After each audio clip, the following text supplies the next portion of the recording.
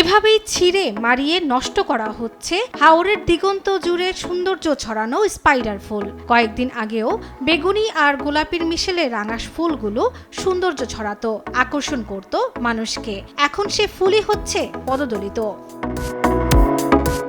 মানুষজন ঘুরতে এসে ছিঁড়ে নষ্ট করছে মনোমুগ্ধকর ফুলগুলো।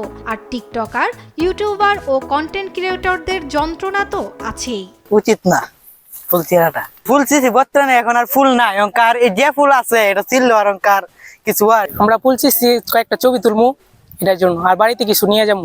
সবাই যেহেতু ছিঁড়তেছে তাই আমিও কিছু ছিঁড়লাম, হাতে নিয়ে কিছু পিক তুললাম। না করার সত্ত্বেও তারা ফুল ছিঁড়ে নিয়ে যায়। এখন আমরা কি করব? এখানে কোনো মানুষ আসবে না, ব্যবসাও হবে না, এই দর্শনার্থীরা এসে আপনাদের এই যে উপভোগও করতে পারবে না।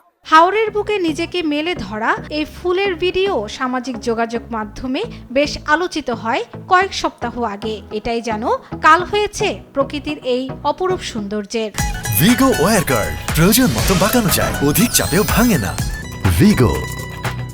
ভিডিওর মাঝে এত সুন্দর দেখা যাইতেছে, এটার জন্য বন্ধু বান্ধব নিয়ে আসছি, দেখবো, ভ্রমণ করব।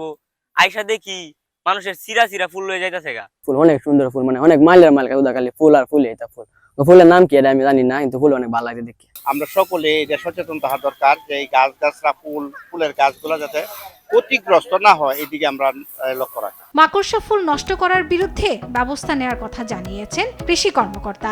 এখানে যদি কোনো ধরনের আমাদের কোনো কিছু আমরা ব্যবস্থা নিতে পারি যাতে এই এলাকার সৌন্দর্য বৃদ্ধি পায় এবং এই এলাকায় ট্যুরিজম স্পট হিসেবে ব্যবহার করা যায়, তাহলে সেটা আমার কাছে ভালো লাগবে। কিশোরগঞ্জের করিমগঞ্জের জায়কা গ্রামের বড় হাওরের সবুজ গালিচায় ছড়ানো বেগুনি আভার ফুলগুলো রক্ষার দাবি স্থানীয়দের। শর্মিলা কেয়া, নিউজ ডেস্ক, দেশ টিভি।